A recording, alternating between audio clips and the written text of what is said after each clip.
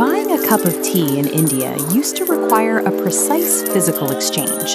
You hand over a crumpled note, the vendor searches for exact change, lines back up, and every transaction adds seconds of friction to the daily economy. Then, in November 2016, the government invalidated 86% of the country's circulating physical currency overnight. Suddenly, 1.4 billion people found themselves holding worthless paper. The entire country needed a digital alternative to cash, but existing mobile wallets were fragmented and difficult for the average person to use. To bridge this gap, the government introduced the Unified Payments Interface, or UPI. It is an open back-end protocol that allows money to move instantly between different bank accounts using just a mobile phone.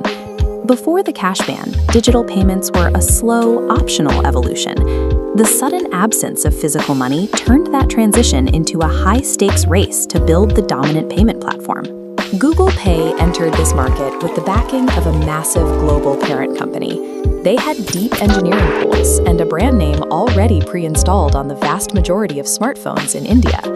Their local competition was PhonePe. Founded in 2015 by 3 engineers, it was a homegrown operation built in Bengaluru with just a fraction of the global giant's budget.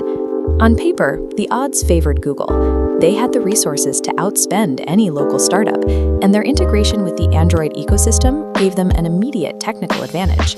This diagram shows the UPI architecture. Because the government built it as an open network, both Google Pay and PhonePe had the exact same access to the central routing system. Victory would be decided entirely by how effectively they designed the interface for Indian users. With the underlying technology equalized, the fight shifted to the local streets. The winner would be whoever could convince millions of local shopkeepers to display their specific QR code. Google Pay leaned on its global standards. They focused on urban smartphone users, relying on their established brand recognition to drive adoption from the top down. However, PhonePe focused on the ground level. They prioritized capturing the offline market, the millions of independent merchants and street vendors who process the country's daily small-value transactions. To reach these merchants, PhonePe launched their application in 11 regional languages.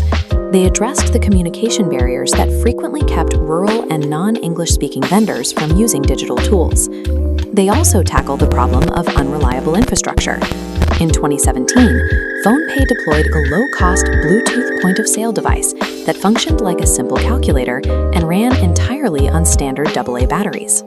By solving for local languages and power outages, PhonePe turned thousands of small tea stalls and vendors into active nodes in their network, making digital payments accessible in places Google hadn't reached.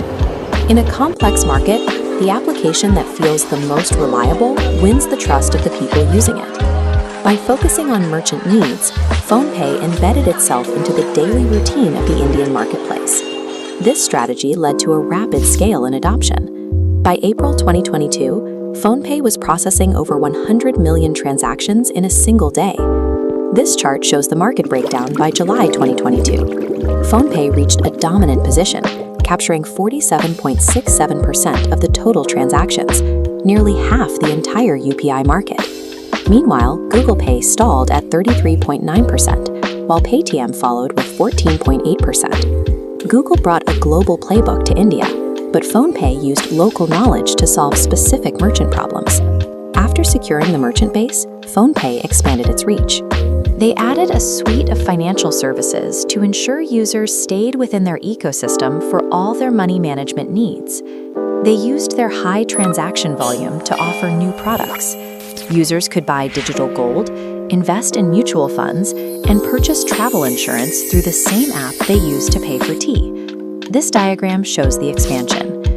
These integrations made the app the primary point of contact for a user's entire financial life, from daily spending to long-term savings. When a user has their insurance, investments, and spending history tracked in one place, the difficulty of switching to a competitor increases. This deep integration makes it harder for global platforms to regain the lead. By building infrastructure that adapted to the specific constraints of the Indian street, PhonePe turned digital payments into a daily habit. They successfully rewired the financial behavior of the world's fastest-growing economy.